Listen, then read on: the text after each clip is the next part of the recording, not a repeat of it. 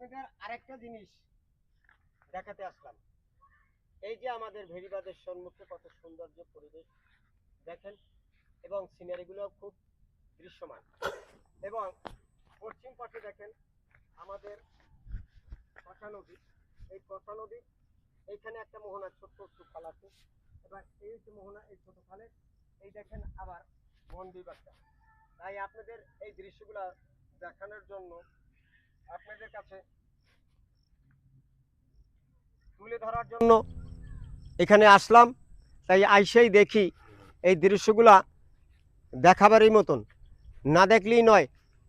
মূলত কথা কি, যে দৃশ্য তাকে সম্মান দেওয়া উচিত।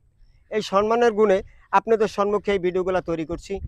তাই আপনারা দেখেন, আপনারা যদি ভালো লাগে তাহলে আপনারা দ্রুতভাবে একটু লাইক কমেন্ট শেয়ার করে দেবেন। ভালো থাকেন, আল্লাহ হাফেজ।